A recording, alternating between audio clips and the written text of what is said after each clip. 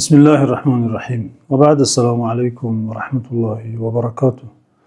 بینندگان ارجمند، صحبت امروز درباره مهمترین رکن عملی اسلام است، یعنی درباره نمازی که متاسفانه در بعضی جامعه ها، در بعضی عائله ها، در بعضی محیط های مسلمانی خیلی نسبت آن سهلنگاری دیده می شود. نماز رکن دوم اسلام بعد از کلمه شهادت را اقرار نمودن است. از رکنهای عملی باشد اولین رکن اسلام است. بارزترین، نمایانترین نشانه شخص مسلمان است.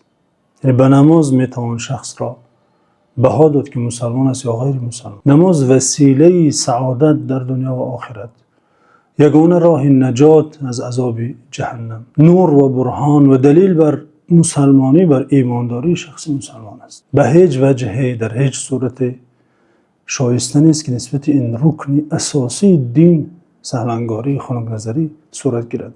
دوستان عزیز، بیاید ببینیم که اسلام چیست، اصلا چه ماهیت دارد. چند رکن دارد؟ 5 رکن. البته اکثر ما می‌دانیم. اولا شهادت بر اینکه خداوند یکتاست و محمد صلی الله علیه و سلم فرستاده بر حق است. این شهادت شخص این را یک بار تلفظ میکند، به دل تصدیق میکند، وارد این دین میشود. سپس چی؟ زکات داریم. زکات این خاصی توانگران است، شخصانی دارنده، آن هم در یک سال یک مرتبه. رکن دیگر این دین روزه‌داری است. ماه رمضان روزه داشتن. این تنها برای شخصانی تندرست و برای شخصانی که در حالت سفر نیستند و این هم در یک سال یک مرتبه است. بله، حج داریم. رکن دیگر اسلام حج است. حج برای شخصی که امکانیت دارد، زاد و راحله و راه امن باشد، تنجی باشد، و این فریضه نه تنها در یک سال یک مرتبه بلکه در طول عمر یک مرتبه انجام می شود. پس یگانه عملی که، رکنی که از رکنهای این دین عملی دائمی است و همیشه اون را باید انجام داد، این نماز است. اگر مسلمان به این سهلنگاری کند، نماز را ضایع کند، پس از دینداریش چی میماند؟ به تعبیر حضرت عمر فهو لما سواها اضیع. شخصی که نماز را ضایع کند، پس دیگر عملها را بیشتر ضایع میکند. متاسفانه نسبت این رکن مهمترین اسلام بعضا خنک نظری دیده می شود. بعضی از عائله های مسلمانی می‌بینیم که پدر و مادر نماز می‌خوانند، فرزندان نماز نمی‌خوانند و این پدر و مادر به این فرزندان چندان سختگیری هم نمی‌کنند.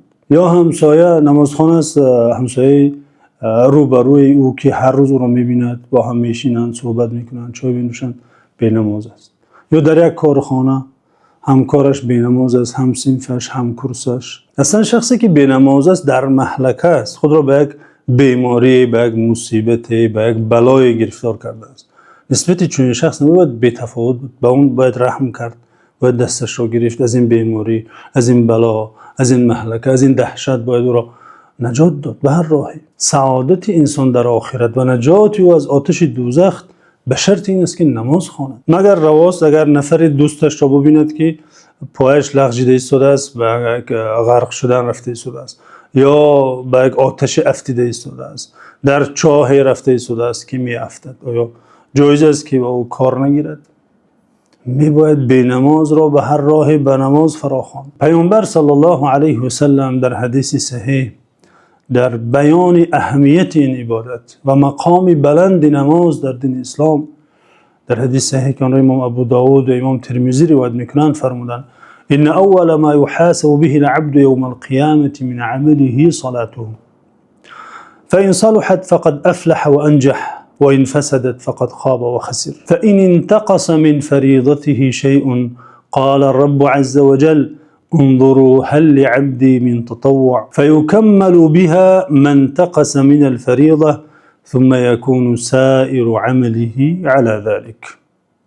اولی پرسش از نماز بود. در روز آخرت اولین سوالی که بنده را پس از زنده شدنش، پس از راست شدنش برای حساب پرسیده می شود، نمازی است. فرستاده خدا صلی الله علیه و سلم چنین گفتند: همانا اولین عملی که بنده را محاسبه کرده می شود روز آخرت از میان اعمالش نمازی است. اگر نمازش جابجا باشد، نمازش را ادا کرده باشد، در امتحان نماز، در سؤال نخستین که از نماز است کامیاب گردد، فقد افلح و انجح، رستگار می شود.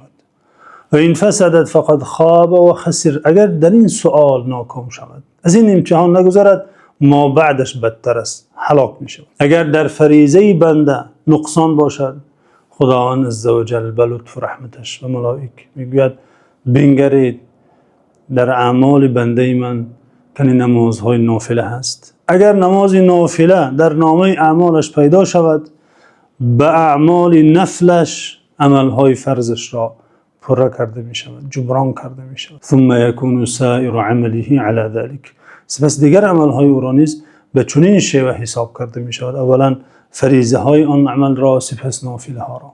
شاهد اینجا که در این حدیث پیامبر صلی الله علیه و سلم خبر داده ایستادند که اولین سؤال از نماز است. مسلمانی که دیگر عملهای نیک را میخواهد انجام دهد اما در نمازش سستی دارد، باید داند که هر عمل پس از نماز ارزش دارد.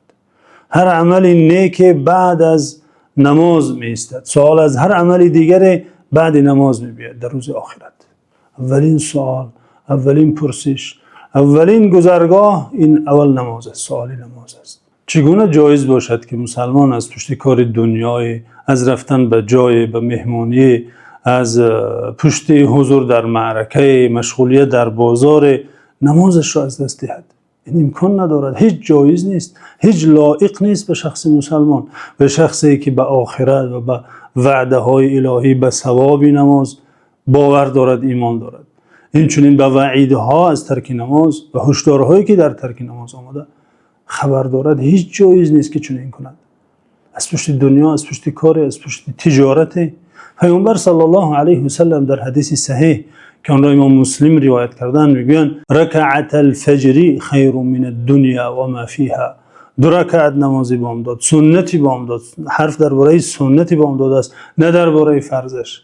فرض مقامش بالاتر از سنت و نافله است.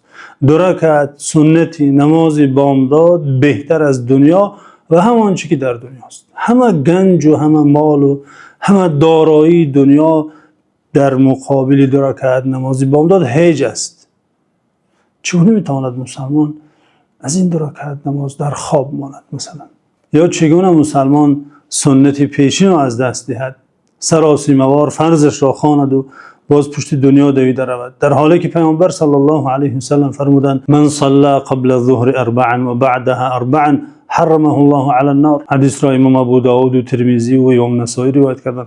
پیامبر صلی الله علیه و سلم فرمودند هر شخصی که پیش از نماز پیشین، پیش از فرض پیشین 4 رکعت سنت و بعد از 4 رکعت سنت خواند، خداوند اون شخص را بر آتش جهنم حرام می‌گرداند. یعنی این نفر به جهنم نمی‌رود، خداوند جسدی او را به جهنم حرام می‌گرداند. این مژده بزرگ بعدای این رکعت‌های نماز پیشین، سنت‌های پیشین آمده.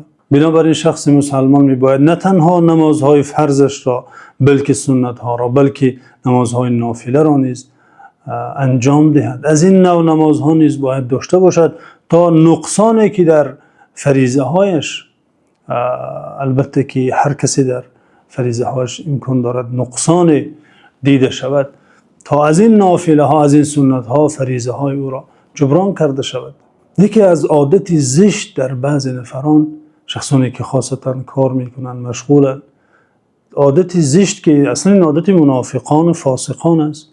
در آنها دیده میشد که نمازهای روزانه را جمع کرده شب یک جا میخوانند. خداوند عزوجل نماز را در وقت معین، برکعت‌ها، عددهای رکعت معین، به شکل معین فرض گردانده. این در اختیار بنده نیست که نماز را در هر وقتی که خواهد جمع کرده خواند.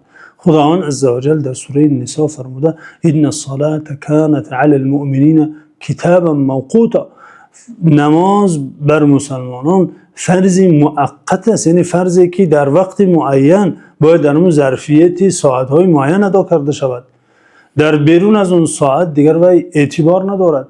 و خداوند عزوجل در بیان صفت مؤمنان، خصلت مسلمانان گفته والذین هم علی صلاتهم یحافظون، شخصانی که نمازشان را محافظه میکنند، نگه میدارند، در وقتش ادا میکنند. حضرت ابوبکر و حضرت عمر خلیفه اولی پیامبر صلی الله علیه و سلم و خلیفه دوم یک وصیت‌نامه ارزشمند دارند.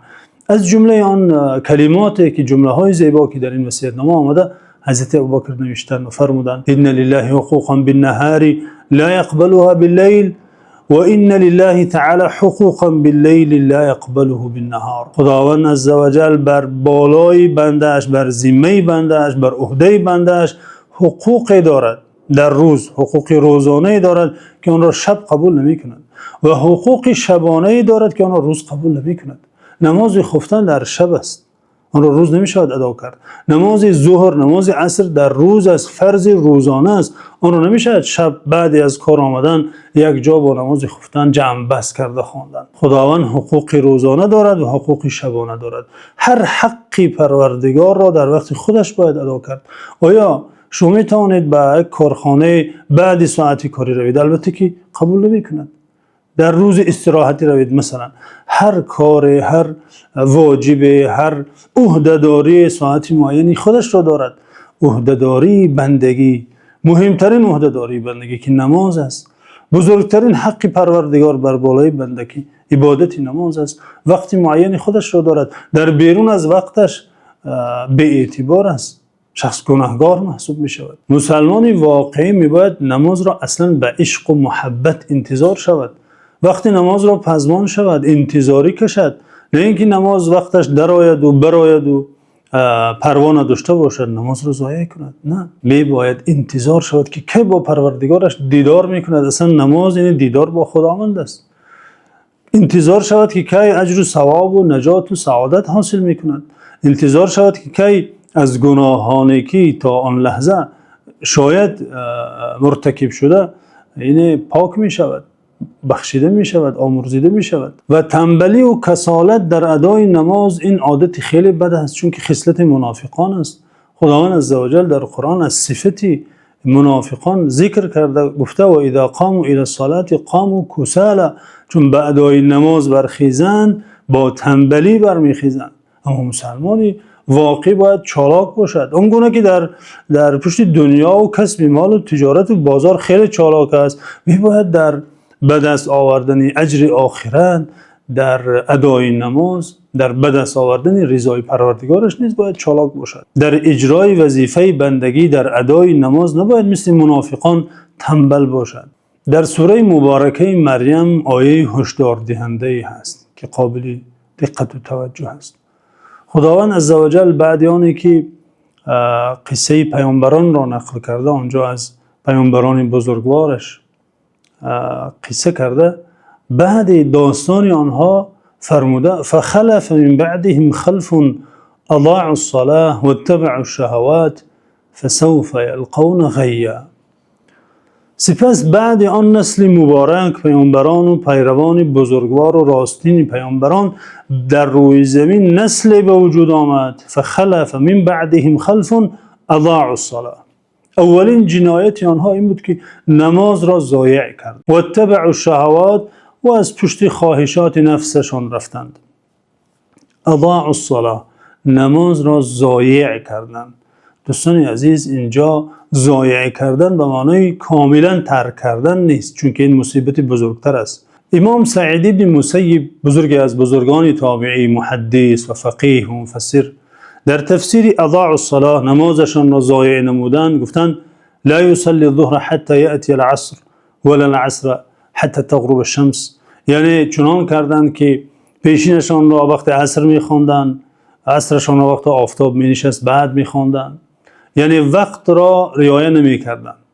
این چنین از ابراهیم النخعی، از فقیه دیگری از فقهای تابعین روایت شده که گفتند كانوا يؤخرون الصلاة عن اوقاتها، نمازشون از وقتش میبرآوردند، یعنی کاملا ترک نمیکردن. اینها کسانی که این وعید که حالا وعید را ذکر میکنیم، خداوند عزوجل آنها را وعید شدید داده، کسانی نبودند که کاملا نماز را ترک کردند، بلکه نماز را از وقتش گذرانده میخواندند. خداوند عزوجل فرمود اضاعوا الصلاة و اتبعوا الشهوات، نمازشان را ضایع نمودند و از پشت خواهشات نفسشان و شهوتشان رفتند. فسوف یلقون غیا، زود است که با غی دچار می شوند. غی یعنی ابن عباس تفسیر کردن، صحابی بزرگوار، که وادی در جهنم است. ابن مسعود گفتن دریای در جهنم است.